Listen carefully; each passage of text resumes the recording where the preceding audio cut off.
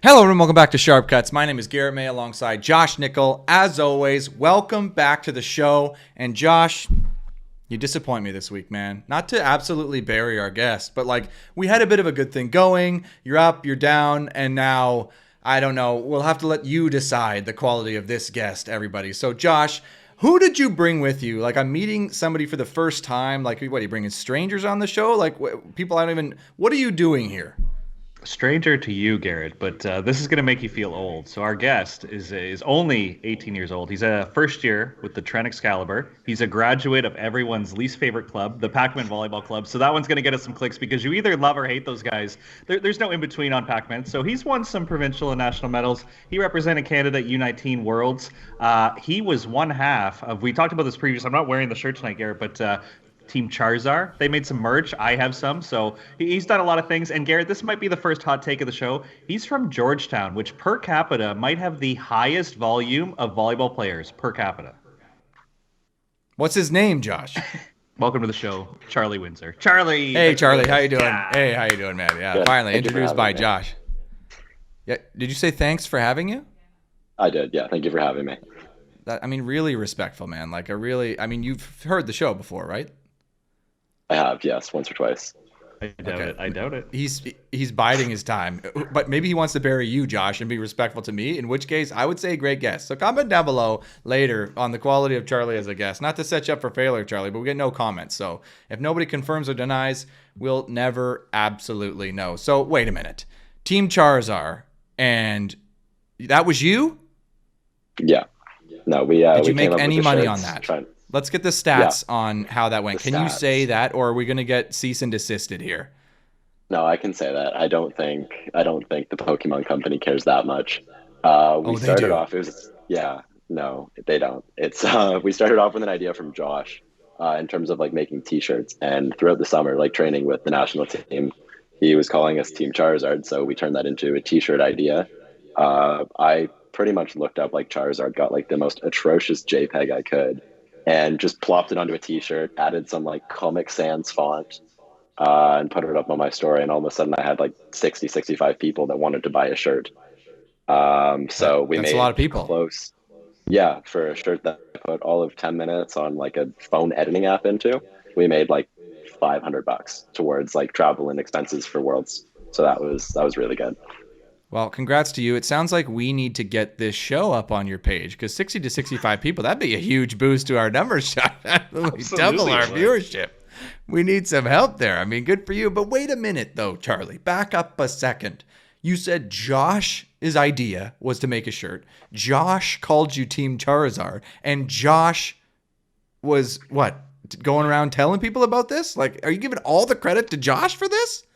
I don't think I definitely didn't come up with the name. Somebody said it at practice, No, and it just stuck with me, Garrett. I don't know who deserves the credit of the nickname, but as a lazy coach, it was easy just to assign courts and say, Charizard, you're over there. I didn't have to say Cam and Charlie. And the shirt idea came from a very, athletes like team gear, Garrett. And I don't know if you've heard, but Lulu actually went to Team Canada. So they weren't the beach sponsor this year. So it means when Charlie represented us on the U19, they got some gear, but they didn't get a lot of gear. So, the guys want the stuff. So I said, hey, why don't you just have a growth mindset and make your own? And then he did. Garrett and I bought a shirt, and he says he put 10 minutes into it. I think he put a lot into it because I thought they turned out rather sharp.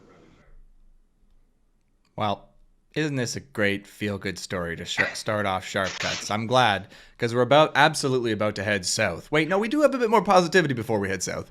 But hold on, back up. Pac-Man, you made a couple of comments there, Josh. You made a Pac-Man comment. You made a Georgetown comment. I'm sure the people from Langley, BC are going to be pissed to hear you say that Georgetown has the highest per capita volleyball players in the country. Well, let's go per capita. So I don't know what the population of Georgetown is. Charlie can do it when I'm done name dropping here. But Robbie and Stephen Abrams have both represented Canada on the beach. Charlie's represented Canada on the beach. Jake McNeil is from Georgetown. And then if you go... Okay. And then you go to the indoor side, Coppers, the Veltman sisters, Caitlin Wark.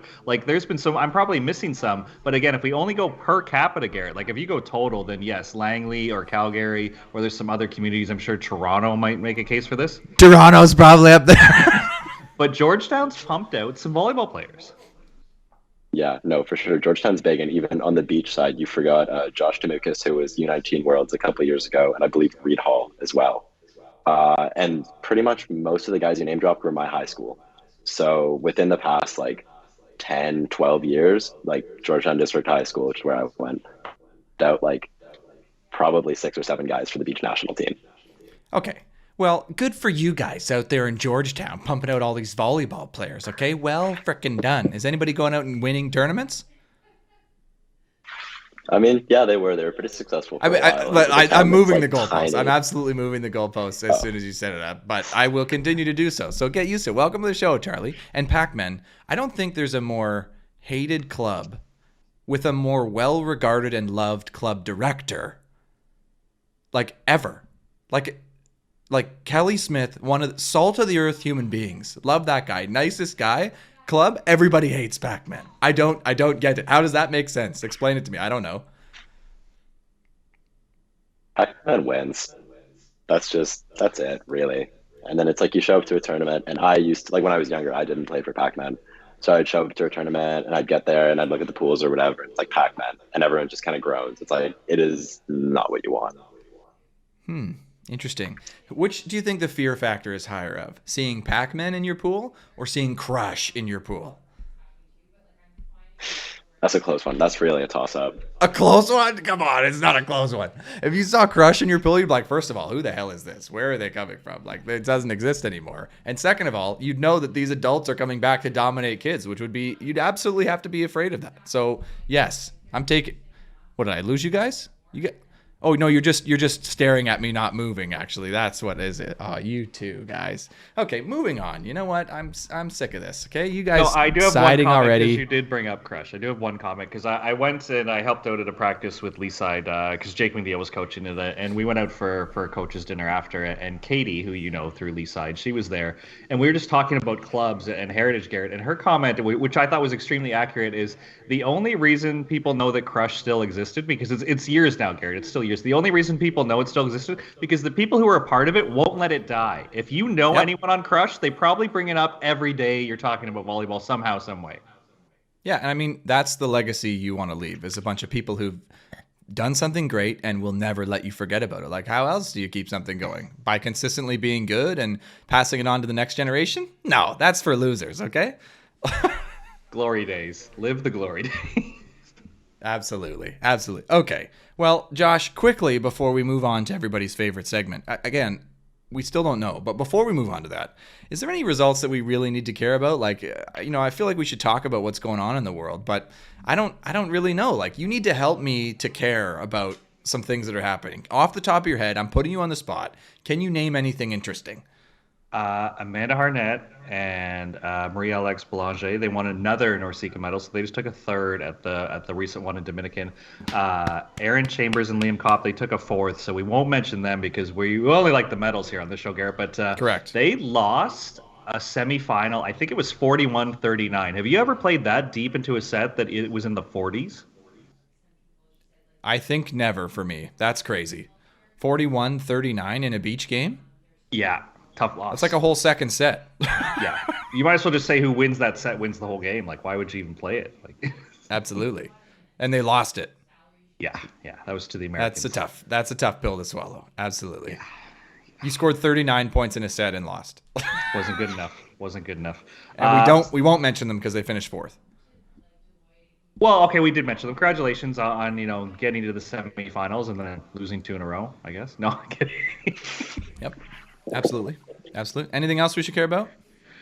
Brazil, as we're recording this, started today. Unfortunately, Jake and Alex lost in the qualifier, but they get second round qualifier points. So I think that's their best result of the year in terms of volume of points. So that's a good one. I think that's it on the beach side right now, Garrett. Indoor is starting to heat up. They're starting to play like CEV Cup Series. So, the indoor guys, I'm sure Pierce Johnson, if he were here, would tell us all the latest results. But I don't even have one to point out that I think is more spectacular than the other. And U Sports, I think every conference is officially started now that the OUA has started. So there's some news. Hold on, back up though. Did you just mention a guy, Jake and Alex, losing in the qualifier and achieving their best result of the year? Yes. So if you get into an Elite 16, Garrett, like it is ridiculous. Oh, they got points. into an Elite 16? Well, they got in by getting off the plane. They were in the second round of the qualifier. So by competing and battling with this other squad, Nope, they I go immediately home. respect it way more. I'm immediately on board for best result ever. Go in there, grime out a second round qualifier loss for doing absolutely nothing in the Elite 16. I respect it. Well, let's not say didn't do nothing. Like they're professional volleyball players. They went to a professional tournament and they competed. But to give If our they had listener forfeited, it would have been the perspective, same result. okay, that's a good argument. That's a good argument. To give perspective, so they got 400 points for that event. When they finished second, so at a futures event where they had to battle, get out a pool, win a pre-quarter, win a quarter, win a semi, lose a heartbreaker in the final, they got 360 points. So just to put that in perspective of the tiering system of the FIVB, just by getting off the airplane, it was their best result. Okay, so Charlie, as you're listening to this, I think you should just really understand that it's hopeless and you should give up now and there's no chance for you ever. So I think that's just really the lesson here. So get out now while you still can. Or find the tournaments that are a little bit less attended maybe later in the fall, and you can get your best results by doing the least amount of work. Is this not an example of work smarter, not harder? I actually fully respect that. Like that is the definition of my career, I think. Like just be around, go, see what happens. Like I got into a lot of tournaments just by being there. So absolutely go for that. All right. Well, so it sounds like you're pretty lackluster on the results, Josh. Charlie, told us the story about Team Charizard. Okay, let's move on to everybody's favorite segment. Again, we don't know. Charlie, are you listening to the show? Is this a favorite segment? What's the feeling in the community about Players and Clowns of the Week? I can't necessarily speak for the community, but I think Speak I can. on behalf of all listeners right now. Tell us what all listeners think about it. Clown of the Week, Player of the Week are top tier segment, in my opinion. That's the kind of reinforcement we needed, Charlie. That's why we brought you on the show. Okay, now you're up first. So Player of the Week, you start us off. Welcome to the show. So Player of the Week, Josh actually, in my opinion, missed a pretty big one on the results side. Let's go. I'm bearing Josh and complimenting somebody. And it's not really one that you would think of too often. But I'm going to give my Player of the Week to a team, actually, is the women's national sitting volleyball team. They're at Worlds right now, and they 3-1 to Italy in the quarters today. So they're in the semis now, which is their best result ever at Worlds so far. Like they haven't medaled.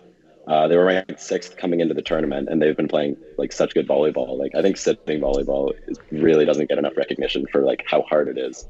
At our nationals this year, they had like a showcase going on, and just looking like the ball control that they have is insane.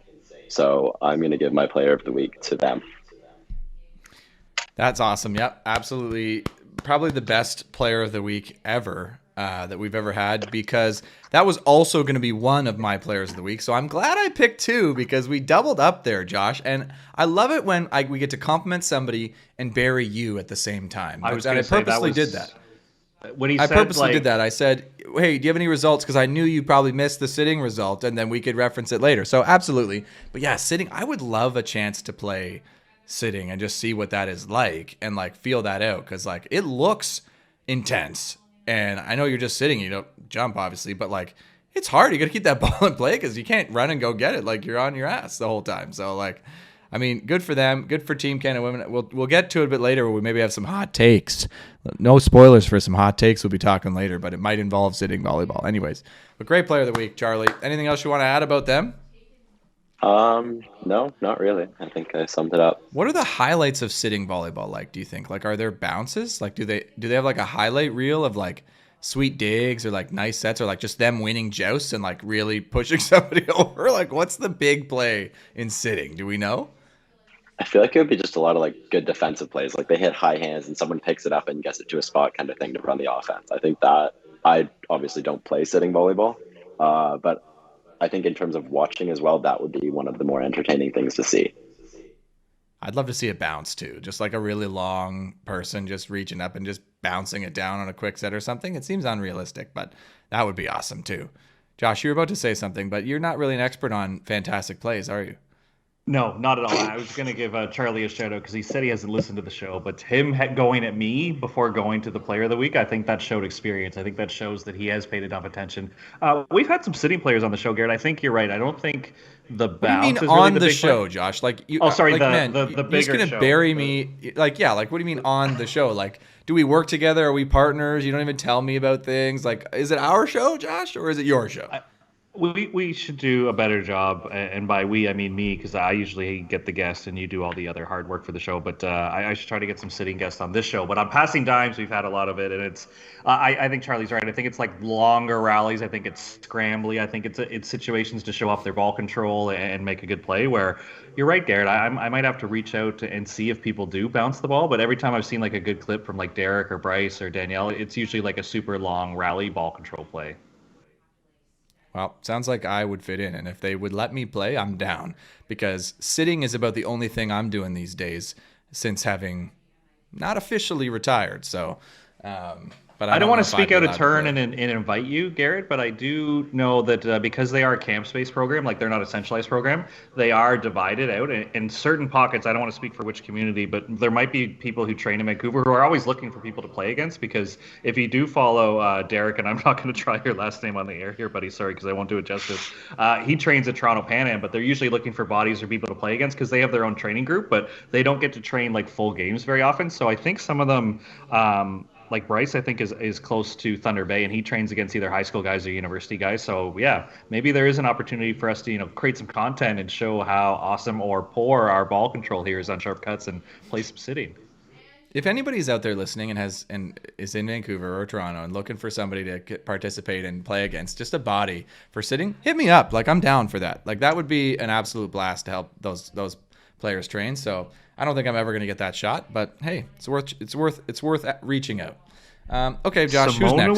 Simonowicz, Symonowicz, Derek. He posts a lot of content. He's on our men's sitting team. And I'll give credit to Volleyball Canada. It's in the curriculum for the development coach course, Garrett. So anyone who takes their dev coaching right now, their intro into coach certification, there's a sitting segment. Whenever I do a clinic, I try to deliberately put it before lunch because people always want to play way longer than the course allots for because it is a really fun sport. So you try to do it before lunch and you kind of make a mini tournament. I've never had a bad time playing sitting, even though my ball control is probably the worst on the show currently and all time.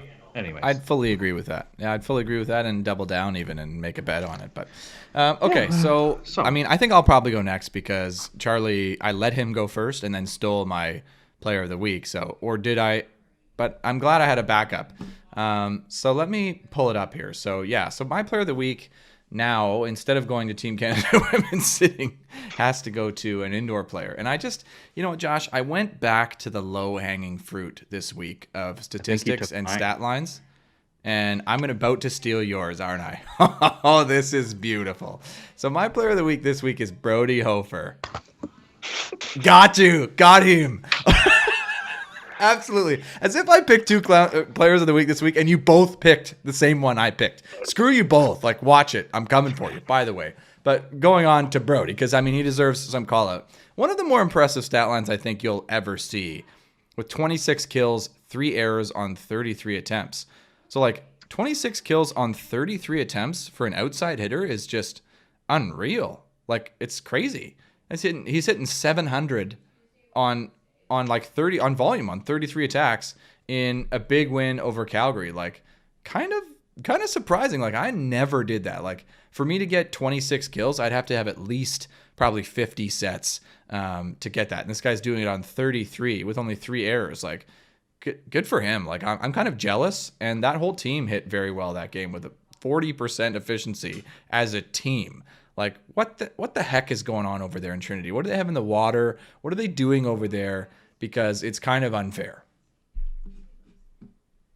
Yeah, that was going to be mine because these are ridiculous numbers. I think on the post I saw, Garrett, that's a modern day. They called it a modern day because I don't think we have records back enough, but that's a modern day Trinity record. And you think of all the outsides who have come through to hit at that efficiency, like that's way up there. I'm sure if we watch the game, Matthias Elser deserves some sort of credit, but Brody obviously deserves it. And speaking of some indoor guys, apparently he hits like the gnarliest ball right now, like so heavy, can hit all the angles. Like this is not unique. He's going to put up these numbers all year, I think. But it kind of makes me feel like it's a bit sus, you know? Like, there was one game in university that I went 15-3 on 18 on the stat sheet, right? Which is insane.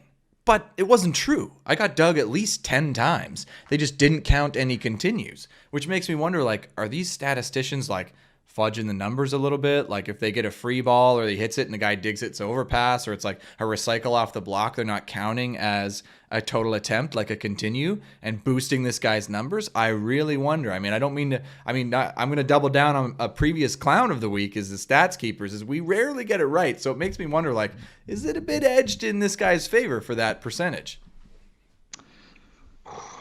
I can't back up the stats takers. Maybe Charlie, who's actually in the league, can defend them, but I think we do it very poorly in the OUA. So I don't know for a fact, Garrett. I mean, some of your stat lines are legendary. I wouldn't be telling people that they're wrong. Well, okay. So Phil James, in that same game, they didn't count any continues. He went 12 for 12. 12, 0, 12.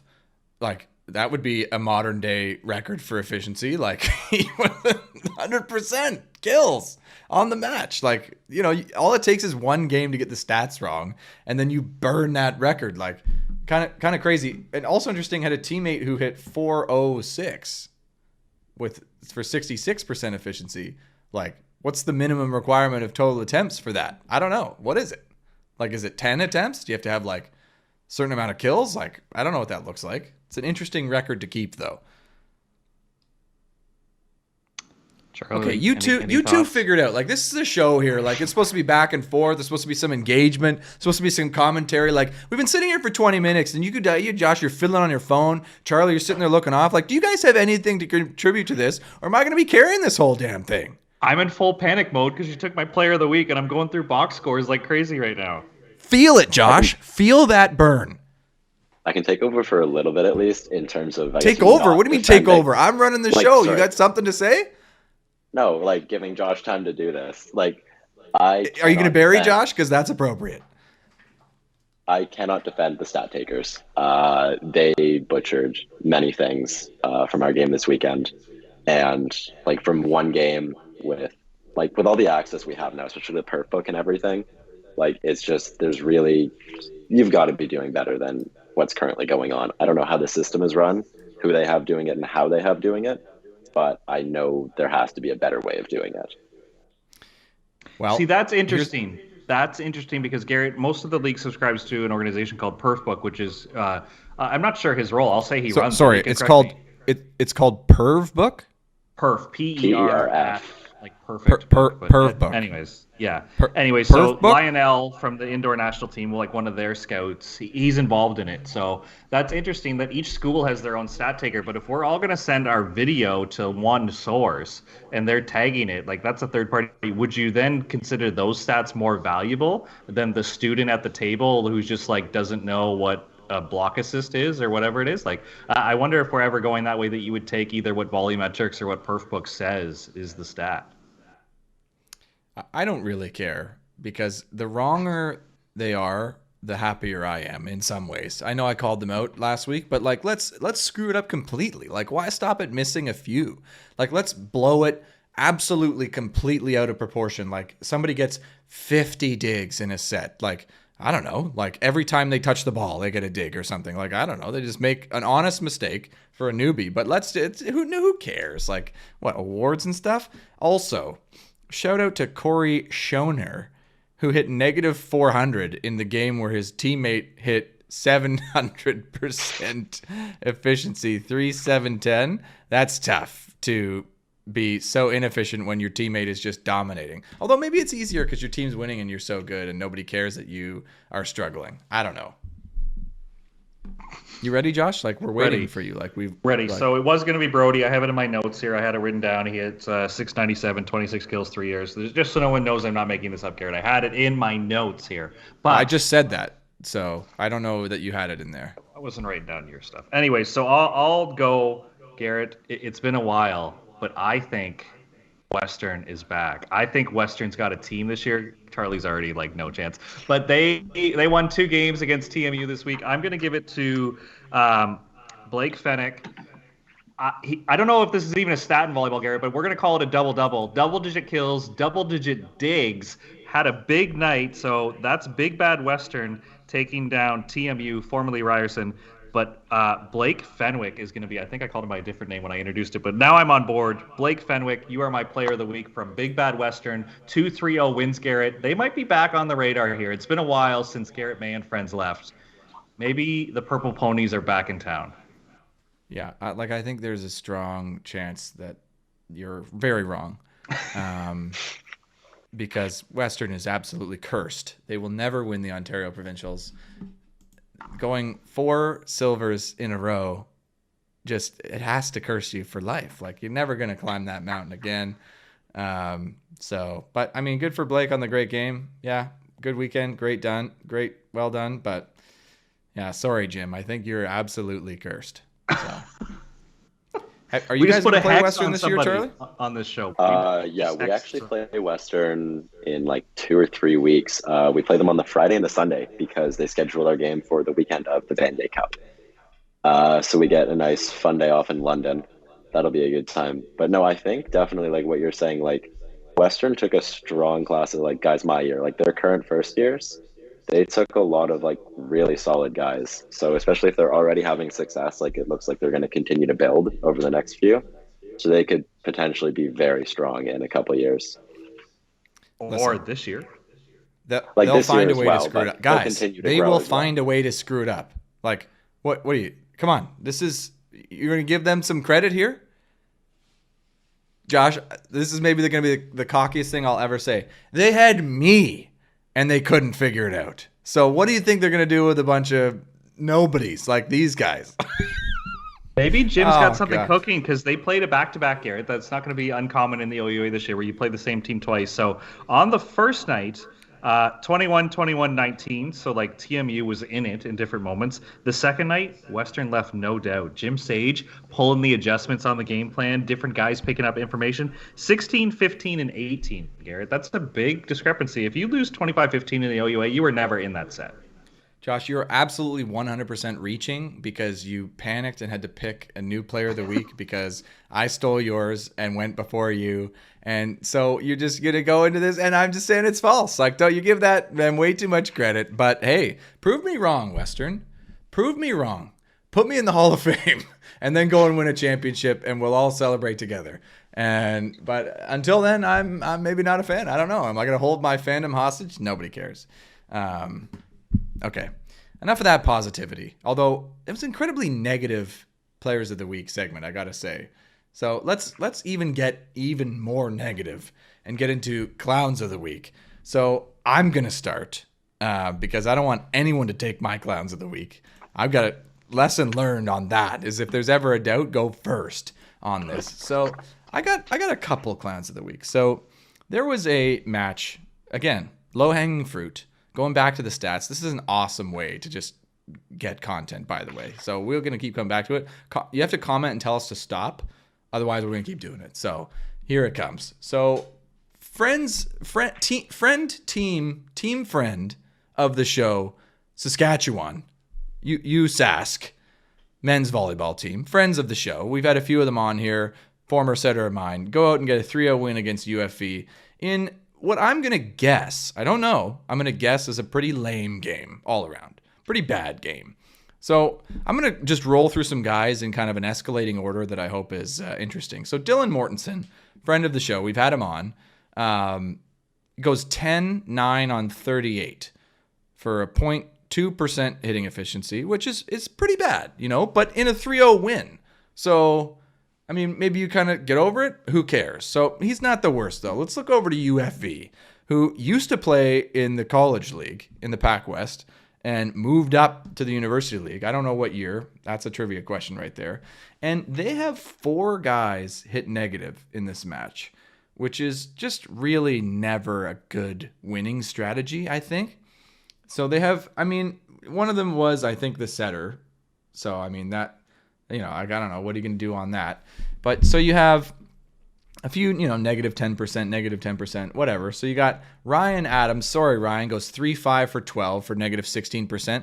That's a tough match for sure, but it wasn't the toughest match on the team as Caleb Castellane, sorry if I'm butchering your name, but I'm also calling you out, goes 3 kills, 4 errors on 20 attempts for a negative 5% efficiency, which is a tough game. Like you get basically no kills, you make more errors than kills, and you get set 20 times. Like That's just a tough game. So UFV, I think y'all know you got to figure it out. But here's another reminder: if there's any listeners from Garrett here at Sharp Cuts, come at me. Like, get better. Otherwise, Sass is going to dominate you. So there's my clowns of the week. Is that too harsh? Am I being harsh? A lot of research. I think Fraser Valley is on the rise. Listeners will know, or fans of the Can West will know, they beat UBC this year. Like they had a rough year last year. I think they're more competitive now. Well, it's just strange then that you go and beat UBC and then perform like this against Saskatchewan. So at home too, right? They didn't travel to Sask. Sask came to them for this one. It was in Abbotsford. Yep. So it was very close to me. Actually, I was in Abbotsford when this match was being played at a different match in a different league. Interesting. So I was very close to this match without actually having been there. So there you go. That's crazy. They beat UBC and then go and lay a complete egg against Saskatchewan. Yeah, I don't want to upset any UBC fans. They split because the Can West, they play the back-to-back. But yeah, Fraser Valley took one down, which is a good win for their program. Yeah, winning a match is big. Like, win a match. No? Speaking of winning a match, Charlie plays in Trent. Are we going to rip on this guy now? Yes. Can we show some personality on this show? We got a couple of cardboard boxes here on camera. Like, let's go, you two. Josh, what are you, on your phone? Like, you got somewhere important to be? Like, we do this show every week, dude. Like, what is Clown of the Week to you two guys? What is going on here? You guys just looking at me like nothing? Like, come on, we're doing we're doing everybody's favorite segment of the week. I have to keep looking stuff up so my facts are right, Garrett. I don't want to pop off. Clown of the Week yourself for wrong facts. Like, nobody really cares that much. Charlie, what's your excuse? You nervous? It's your first episode with us? Like, you do scare me a little bit, but I think to go back to like what you were talking about before, like for some people, a win is a lot bigger than what it might be for some other people. So I think there are some programs, I'm not going to name names, in the OUA. This is the show of naming names. I'm not naming names because I might play. Let's see if we can guess it, Josh. Let's see if we can guess it based on this upcoming description. Where I think if you add a win to a previously winless season, that might be cause for celebration. Just hypothetically speaking, not related to an actual not program. Naming any names. Well, we have to throw RMC in there because they had several winless seasons. So, I mean, RMC's in the mix on that. So they know it, though. Coach of the year last year. So maybe the Sharp Cuts game of the week will be when RMC plays Trent. That'll be for the Sharp Cuts Cup. Oh, are you talking about yourself here? Is this a self-defense mechanism for a winless season? Did Trent go winless last year? I do believe they finished lower than RMC. I don't think they were winless, but they were lower than RMC last year. No, yeah, winless. Goose egg. In Trent's defense, they were down to like last year. It was like third string setter, second, third string left side. Like it was fully roll bench and still close game, still lost. We don't talk about the all-time record, but it's like definitely it's improving. Like you can tell. And I think from this past weekend, especially like against Mac, the score didn't really reflect how the game went. Like there was volleyball going on, not just serve, pass, kill every single time kind of. Yeah, I mean it's a good sign when your volleyball team starts to play some volleyball. Yeah, I think we got to take some positives from that. Yeah, I mean it is a good point though. Like a win to a program who has no wins is huge. Absolutely. We gave a player of the week, I think, last year, Josh. We've been doing this show over a year, Josh. Like, let that sink in for a second. I think we did a player of the week last year to RMC for getting a win. Or, like, not being over for the season. So, I mean, yeah, it's a good point. But, I mean, why? Is your clown of the week Trent volleyball? No. But I mean... Okay, can we also circle back that Charlie said... Like they won some games. Steve Blacknoise was coach of the year. Like they did some nice things. I think they graduated a few of their guys, though. Okay, enough about RMC. Can we circle back that Charlie said that I scare him? What the hell, dude? We just met. It's first impressions. It's just first impressions. So my first impression was scary? That is not the type of impression I'm trying to make, Josh. It was a joke. I was making a joke. Well, now I'm pissed. No. You gonna change your clown of the week, Trent men's volleyball? Clown of the No, to you. No. Oh. If there was some punishment to being clown of the week and it was like as if it was some sort of threat, Josh, like, hey, you better watch it or I'm going to make you clown of the week. And that was actually like a scary threat for somebody. The clown of the week, I thought we discussed it last week, was going to be $25 plus shipping to buy your own clown of the week t-shirt that you then had to wear. Right. Like yeah, absolutely. We need your help, Charlie, putting up shirts on a store that we then force the clown of the week to buy. And if the clown of the week is a full team, they got to buy a team clown of the week shirt. And I mean, we may pocket the money. Our budget's quite low, so we may need your help with that. I can tell you, like, if you like make a shirt, and this is what Josh said to me over the summer, if you make a shirt and it actually looks good, I will buy it. If I ever happen to win Clown of the Week and you have a nice quality Clown of the Week shirt sitting there, $25, I will buy it. Okay, what but if you will don't you win only it, and buy what it? if it's more than $25? Like that's a lot of the criteria there. Like you have to get it. The idea it's not a horrible idea. Okay, but do you have to be the clown of the week, or would you buy one anyways? But it has to look good. No. Like you have to. It's got to be like an achievement in sort of a weird sense, but it's got to be like, yeah, I won this shirt. Yeah, I agree. There's some viral marketing waiting to happen there, Josh. So let's get your shirt guy, get your design guy, and let's get a clown of the week. Maybe we got to partner with Canuck stuff there and get him to make us a Sharp Cuts clown of the week shirt and get some action going on this. Comment down below if you would buy a clown of the week shirt, either with or without having been named clown of the week. Like maybe people want to buy it and then give it to somebody as like a gift, but you're the clown of the week. Like I think that's an interesting layer there, Josh, that we never thought about.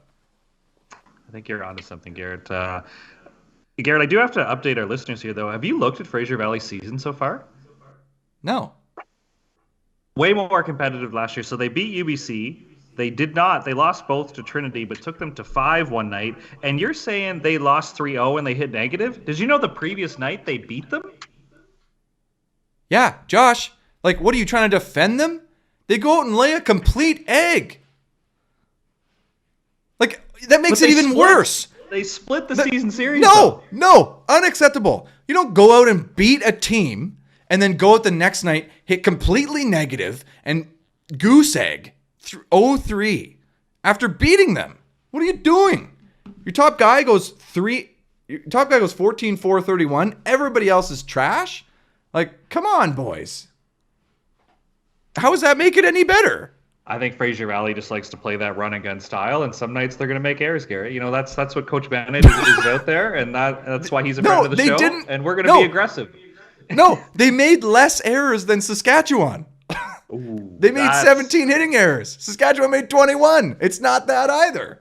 That probably challenges they made a less lot of service club errors. Coaches' theory, where we made more errors than the other team. Well, this turns out that they made more errors than us, and we still lost. That's challenging a lot of coaches' theories, I bet. Absolutely. Okay. We got to move on here because we're dwelling heavily on my clown of the week, and I don't know. Was it too intense? Gosh, who's next to you two cardboard boxes? A little bit hard on Fraser Valley. I'll go. So Garrett, I don't know if you've heard, but Beach Volleyball World, they created this Elite 16 tier because they really wanted to showcase our sport, and they wanted to make it very exclusive to be in this Elite 16. Well, Garrett, for 2 weeks in a row, the women have not had a qualifier. So I mean, we politely ribbed Jake and Russ because they got off a plane, they got their best result. If you would have registered for the women's tournament, you would have been in the event. And Garrett, here's the fun fact. No qualifier, and they were so desperate to fill up the event. So if you host an event and it's not full, you can fill it with your local teams. 9 of the 16 teams are from the great country of Brazil. What are we doing? This is a clown of the week. Who is the clown of the week here, Josh? In classic Josh Nichols style, you go on a rant that I love, but you haven't named the clown. The clown is the format of the Elite 16. I think we've been in this deep enough to know that it's not working. We need to go back to Grand Slams and 32s and get teams going, because you tried to make it exclusive so fans would know that they're watching only elite games. Only the best teams get into these events. Well, it turns out in Cape Town and now in Brazil, teams aren't even registering. Teams aren't even going, where it's show up and you're in these awesome tournaments that give you way too many points just for participating right now. You know what we need? We need some sort of cool animation that shows confetti and things that just says a big "We were right" across the screen. It's not in the budget, but we need one of those. We were right. We called it because we absolutely called this a year ago when they had this format. We didn't call that people wouldn't be entering events. That I think we didn't see. But we did see that this probably wasn't going to work and was going to start to break down eventually. So I love the double down on the Clown of the Week, Josh. I support you all the way. Can you imagine we called this, like they explained the new format and one of us had the presence of mind to say, you know what? By November next year, I guarantee that half of Elite 16 will be represented by one country. Like there's no way we could have predicted this. We could have predicted it though. If we actually did our research and looked at the schedule like a professional show, we could have predicted this. Like we talked with Sarah, who were we talking about? Sophie, about the schedule. And she was like, yeah, like you have the finals in January. Like, yeah, look at the schedule. Why would a team want to go to those events when they could like build their season around actually starting with the finals and then build into the early tournaments in the next part of the year? Like it makes sense. Like why you might miss those two tournaments. But I mean, props to Brazil. Like that is absolutely the way to do it. Host an event. If people don't show at a weird time of year, pack the event with your own teams. Josh, this has got to be, we got to take notes. Canada needs to host an event in like October, like cold in Canada. Like it could be bad weather. Like host the worst tournament ever, but nobody's going to come. Pack it with Canadian teams. It's got to be the way to do it, right? That's one idea. Or we could do it in like December in Downsview. So now we're playing indoor beach, and let's do it like over New Year's or that weird week after Christmas. Everyone has to fly in on like around New Year's. It's on, like the most Boxing expensive Day. flight time. Like it's like everybody's paying an arm and a leg for their tickets. Like nobody's coming. That is the way to do it, Josh. We're like, oh, beach. Yeah. Just tell the FIVB. No, in Canada, our culture is different. We do it differently here. Like this is when we play our tournaments. Like this is how we do it. I definitely think you go Boxing Day tournament at Kids Beach. You just like bring out the shovels. You just get the courts, shovel it off. Sand's there. Everything's fine, but. Well, and you might not even need to shovel. Like you may not need to shovel if you do it at Kids Beach. And it could be positive, like it could be like 5 degrees. Now, there is a rule though. It has to be 12 degrees Celsius, right? That is a rule, I think. It has to be at 12 degrees. You can't play less than that because it's like unsafe. Unsafe. We play snow volleyball now. Anyways, so we got to find a time of year where it's 12 degrees at least. So there's nowhere in Canada that's 12 degrees at like in December, is there? No. Somebody's got to comment below and say Kids Beach, but I don't believe you. Maybe Kids Beach like right now in November, but in December there's no way, is there? Pop-up tournament in a Chinook in Calgary is what we need right there. That's what we need. A pop-up FIVB, maybe Norseca. Be like, hey, Norseca, we're having a Chinook. Let's have a tournament this week. Last minute, people can't make it. We'll pack it, Josh. Get on it, dude. These are gold ideas. Hey, Brazil got 9. I think we could get 14 out of the 16 for an Elite 16. Absolutely. Oh, absolutely. We could do it. We could at least do that. Absolutely. And I mean, imagine if it were like a Challenger or a Norseca. We could have like basically all Canada. Team Charizard there, full Canada Challenger T-shirt toss into the audience. Yeah, like everyone just has their own T-shirt. Yeah. Yeah, like if you run a Norseca at this time of year, it'll just look like OBA Beach Tour. You'll be going down to like the 17 UT Ontario kids that are getting in. Absolutely, and I'm here for it. Like I would listen. Imagine me as the announcer at that tournament. We'd just be having so many laughs. It'd be a complete joke. So book it, Josh. Like get on it. So great clown of the week, Josh. You're on a roll, dude. With the clowns, I gotta say. No, I feel a little negative sometimes, Gary. Like the show gives me anxiety trying to prep for it. But then I get into my news and I look up stuff, and there's just a lot of stuff that annoys me lately, Garrett. 9 out of 16 teams from one country? You kidding me? Lean into it, Josh. Come to the dark side. Lean into it. Use your feelings. Yeah, don't be solution based. Use your podcast as a personal platform to vent your feelings. Yes. All right, we got one more. Okay, over to Charlie, Clown of the Week. We gave you so much time to think about this, even if you weren't prepared. So this better be good. No, I was very prepared for this one. It's both the Clown of the Week and a personal issue I have. The announcers and the video at MAC was atrocious. The announcer throughout our game, he mixed up guys like literally every play. On the Friday, we have a guy on our team, Logan McCallum. Friday, he had no problems, Logan McCallum. And then Saturday, Logan turned into Logan McCulley. For the entire game, he just changed the last name. Not even close. He called one of our guys, Nick, Ethan, which is another one of our guys. Nick is white. Ethan is not. He mixed them up multiple times. They play different positions. Frequently, they said that our lib was serving. You can see the problem with that one. I don't even know if they have a position sheet. Like, it was brutal. The terminology was off 90% of the times. He got to a point, day 2, where he would just kind of mix and match first and last name. So he would take one guy's first name, another guy's last name, just throw them together. Just really having a time with it. So, do you guys know anything about that? Do they have, they have to have a list of the players and numbers and everything, right? Listen, I was made to comment on this Clown of the Week, Josh. This is, unbelievable. Also, there's so much to unpack here. there's so much to unpack here. I've got a little, part 2 to this one after we're done, so. Part 2? Oh my God. Dude, okay, no, you're reading off of a sheet. You're clearly reading off of something. You are prepared. Okay, it's the same issue with the production is that in the gym, you guys have definitely seen, they've got a little Jumbotron in the corner where they play animations and stuff, which for the most part are bad. But in between sets, sometimes they do at hockey games, they run around and it's kiss cam or whatever. They have that. Well, Mac had homework cam and bongo cam. Homework cam would just, there was that, but homework cam would just pan around to different people in the audience and put a little text bubble above their head that said I forgot to do my homework or something along those lines. And then there's no inherent issue with bongo cam other than the fact that they turned it on one of our injured guys who was doing stats during a timeout. So, okay. There is so much to unpack here, Charlie, and I just got to thank you for bringing this to this show. If you've been listening to this show for 47 minutes, this is really why you came to the show, is I didn't know any of this. This is awesome. So, announcers, so you're talking about the whole in-arena presentation.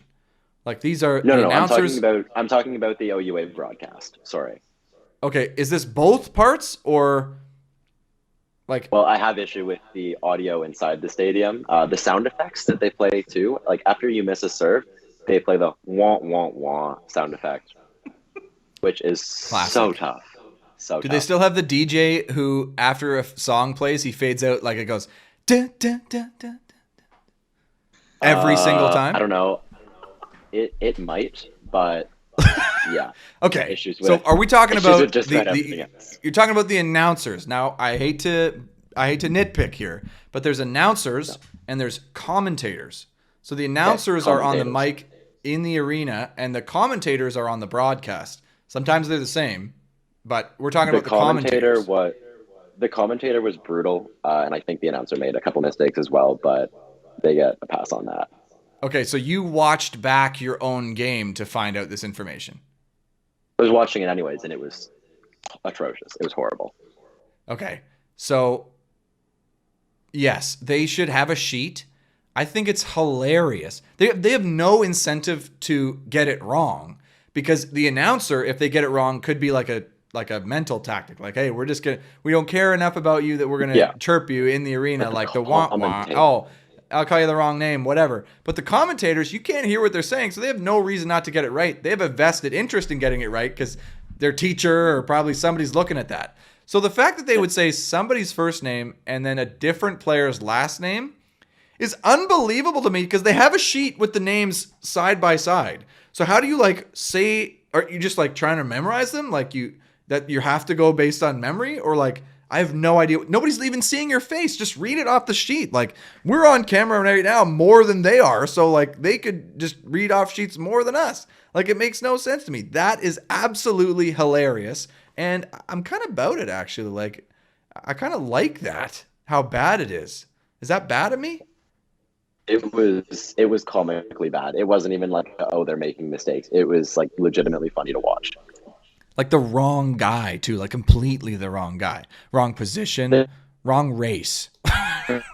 Yeah, wrong position, wrong number, wrong race. Like it's beyond me. I don't know how you make that mistake.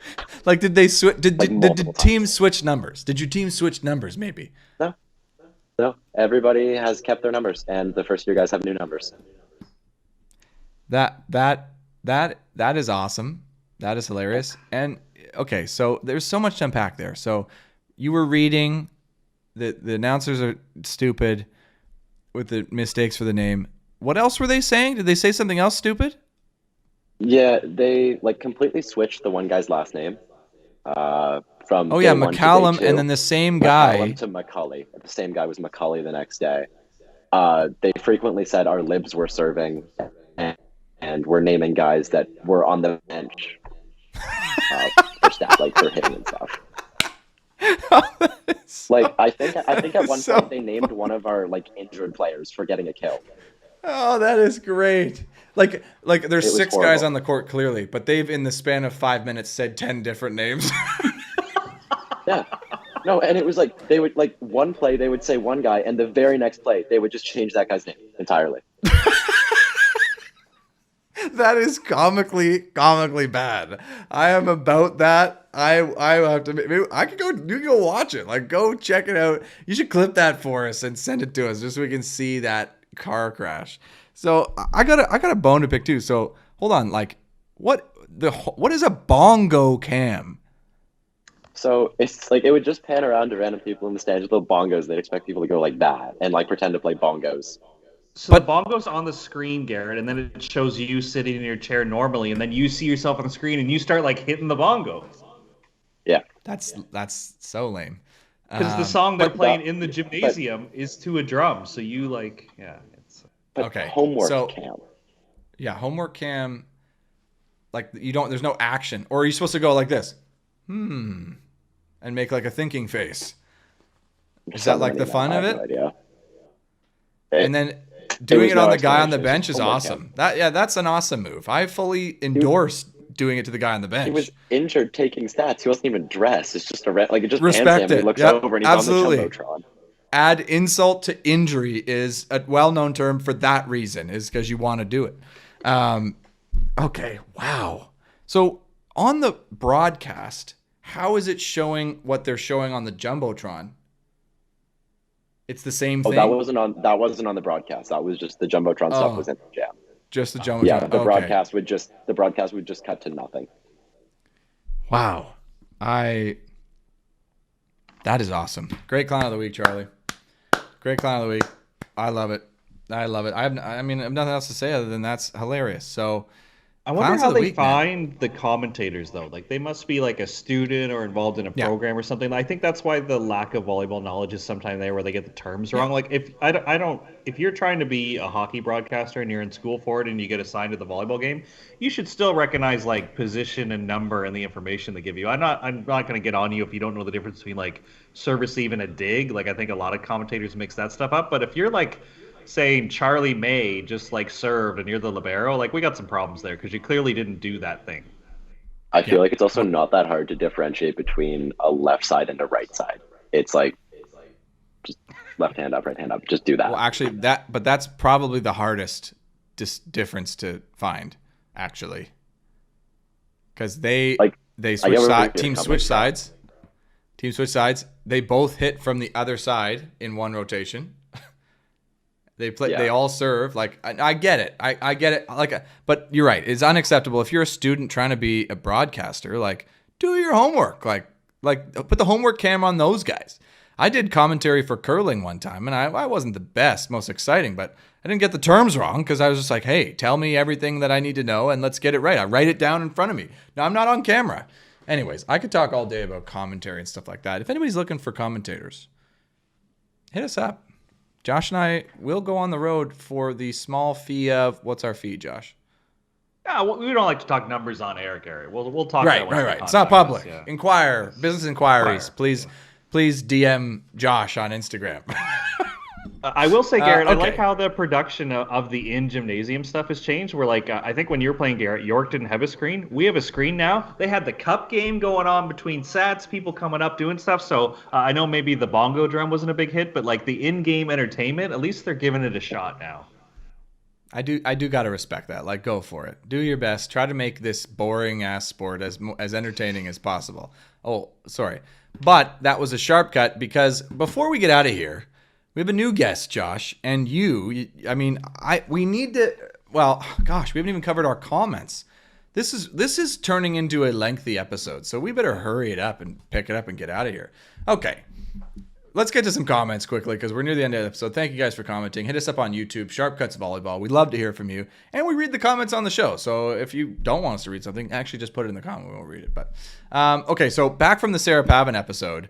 Josh, we forget what we even talk about. We briefly mentioned in passing having a Pavan family draft, like where we have all the Pavans on and doing like a mock draft of some kind. And Tim Stubbs writes in, Pavan bringing some substance with that hot take on the men's team, which is what prompted this discussion on hot takes that we're going to get to. And Luke commenting saying, Pavan family draft on a future episode, please. Would pay to see Paul join in too. Well, I mean, we got to really listen to if people are willing to pay for something, Josh. Like, I think we have to lean into that, right?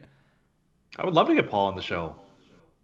Well, let's get the whole Pavan family on the show, Josh. So how about you get on that? Is it in the budget to pay him? Probably not. We need to rely on Luke for that. Okay, from last episode, though, we do have a couple of comments. Well, not last episode, 2 episodes ago, because the recording's way out of whack here, you guys. Thanks for bearing with us. Lucas says he is putting his vote in for fan favorite guests as Pierce and Nolan, and he's happy to make it official with a resounding 1-0 vote. Congrats to Pierce and Nolan. And I mean, I like the effort, Lucas, but we actually, very long time ago, did have a poll for the fan favorite guest. And if anyone only got 1 vote, I would say, okay, you're right. Like, it's competitive. But my biological father got 4 votes, a resounding 4 votes to victory. So he narrowly beat out This Show is Trash for first place.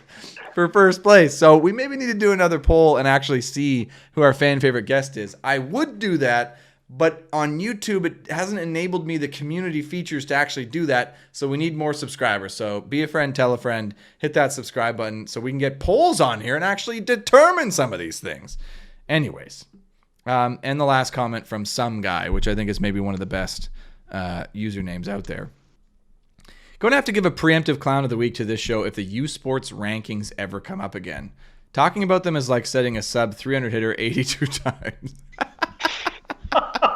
They are well established as completely meaningless, and the only reason U Sports uses them is to drum up conversation with the laziest possible effort on their part. Let's not give them the satisfaction by falling for their clickbait. Well, some guy, what the hell, dude? I've already now mentioned it on the show reading your comment. So now we've kind of blown it by bringing it up already, but excellent comment about this setting a sub 300 hitter 82 times. It is exactly like that, but come on, we need the clickbait. Like, we can move away from it, but also, like, should we take the clown of the week for doing it? Do we get a clown of the week now because we brought it up, but reading some guy's comment? I'm confused by this. I don't know how to proceed, Josh.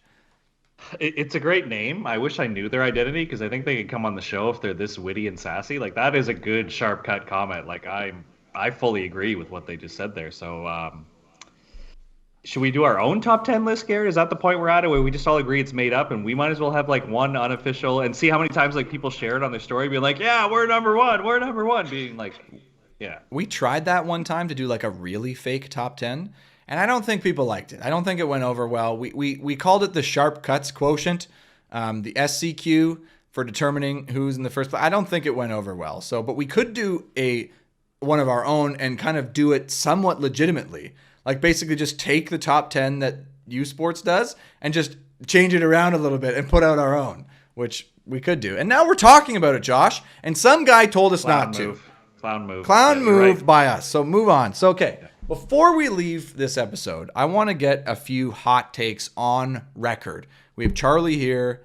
We have you, Josh. You're a perennial fence sitter. We have a few minutes left in this, and reward the people who've stuck it through this episode this long. It's basically nobody, probably, because we talked about the low-hanging fruit. But let's get some hot takes on record. I'm prepared, but I don't want to go.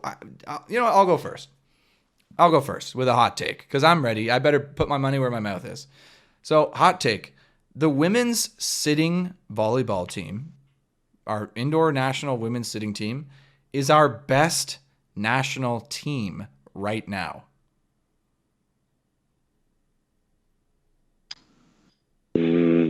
I don't think so. We have yet to see how Semi-final the at new, Worlds? like Semifinal at Worlds. Sophie We and don't know the Brandy result. okay. But Like- with a semifinal, when you're listening to this, you'll know the result. And so if they come fourth, I'll look worse. If they medal, then I think they definitely are the top national team right now. Tell me why I'm wrong. I think right now is the asterisk there because Charlie just mumbled something about Sophie and Brandy, who are no longer a team. So Not a team anymore. They are not a national team anymore. At the moment, they're not. Oh, but Mel now we and have Sarah, two new world teams who are champions, both- not a national team anymore. But now we have two new teams on the women's beach side that I think Unproven. could be in contention for Completely unproven, could Charlie. both be. I think Could they could what? both be. We name it on potential? I'm the best national team then because of my potential. Like, no, it's not about potential. You Go and yourself prove are a it. national team. Go and prove. Oh, yeah. I mean, come on. Exactly. Go and prove it is my logic. Josh, you got any rebuttal? Or are you going to agree with me here? You swayed me. I agree. Currently, as the date we're recording this, the women's sitting is our number one national team. Congrats to the women's sitting national team. I mean, well done. Congrats to you. I mean, I hope they get a medal and really like cement themselves. Like, if they go and get gold at the Worlds, like that would really be a throwdown for all the other national teams, and I hope they do it. But tell us what happened because you're listening to it, or you right now, and we don't know the results. So that's my hot take. I got a few more hot takes, but do you guys have any that come to mind? Come on, you gotta have I something. heard a rumor the other day that possibly the University of Windsor has the best live stream production in all of U Sports. I don't know if Charlie can confirm or deny this. Yeah, that wasn't a rumor. That was just me texting Josh that I thought they did. Like, I really think they have the best production value for like broadcasting their games in at least the OUA and probably U Sports. Like you say, like they've got a bench cam. So after every point, it cuts to their bench and all the guys are getting hype and they're getting super excited. And then they've got really like dynamic footage behind the server, so it follows them and it goes with their serve. As well as just it's really good quality. The commentating is good, definitely better than Max. But I think, again, a personal favorite of that is when it cuts to the opposing bench after looking at Windsor's bench and they just look depressed. I love that. That makes it entertaining, but I think they easily have the best production in OUA. Now, this could be setting the table for some future Clowns of the Week, Garrett, because I don't really have a lot of patience for the bench squad and like their choreographed sellies. So now if we know there's going to be a dedicated camera to them and they know they're going to be on TV, maybe they get like more outlandish. And I'm not going to be a big fan of this. No, I fully support that. Like, come on, you stick in the mud.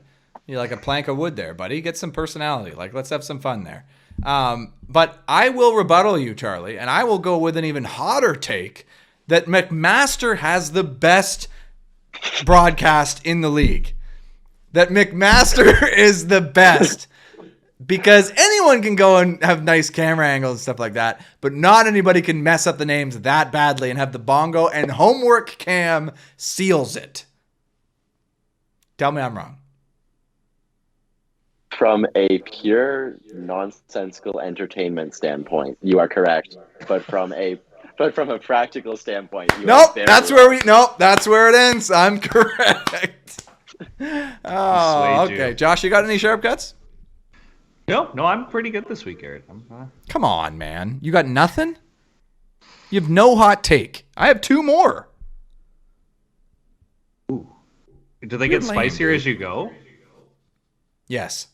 Ooh, okay. Well, you go. no, this second one isn't that spicy. So I will go out on the limb and say that college volleyball in Canada is more entertaining than university volleyball in Canada. I'm going to challenge that because you may not have got a message, but I got a message saying I 100% agree with Garrett. College guys serve like they don't care if they win or lose. They just want to hit aces. And I think that a lot of people would agree with that premise. So if you're telling me on one hand they just want to hit the ball as hard as they can, that doesn't lead to an entertaining sport if both teams are missing like 8 serves a set. I think Sort of, but it's way more competitive than that, Josh, because in the OUA specifically, like I can only watch a float serve to position 5, a 2 pass, a high ball outside, and then a high hit line that tools or the guy gets blocked. Like, how many times am I going to watch that damn sequence before like I lose my mind? Like, it's the same thing happens every time. In college, they miss a lot of serves. They miss a lot of serves in university as well. But at least in college, they do some crazy stuff. It's not good. Not all the time. They do some weird stuff. And I'm here for it. It's exciting. It's interesting. I want that story. Tell it to me. When I worked at the OVA, I always encouraged our referees, so I had no say and it was purely conversational. I think if you're trying to upgrade your badge level, you should have to referee college because I think it is fast and athletic. But you're right. Weird stuff happens where you're going to have to call ball handling. You're going to have to call out of rotation because these guys don't know what they're doing sometimes. They're out of rotation like every time. Where you don't get that in U Sports, and you probably don't get that at 18U Division One for either or men or women. But if you referee college, and I would say the women are a little bit more disciplined than the men, you're going to be giving out yellow cards to the bench. Someone's out of rotation. You're dealing with like weird, like I said, like they're going to use all 3 hits on one out of system set. Like there's some stuff going on in men's college, Garrett.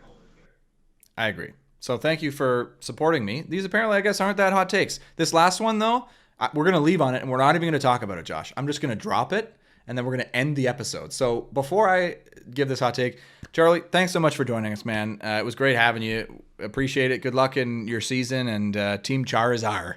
I mean, you got to help us with the shirts. We need that. So thanks for joining us. I can. Thank you for having me. Yeah, well, you've been very polite, which is, I mean, we get a lot of people being nice to us on the show, which we don't deserve, Josh. So here's my hot take, I called you scary. and I'll leave you with. I'll take that. I'll take the heat, and this is going to be a scary take. The top beach players on our national teams, like people who commit to beach, are failed indoor players. Let that one sit there. Think about it. You want to call me out next week, Josh? Am I clown of the week next week for that take? You're giving me a cliffhanger. Like, am I? We're giving everybody a cliffhanger. You gonna call me out next week? Tune in and find out. That'll do it. Thanks for watching.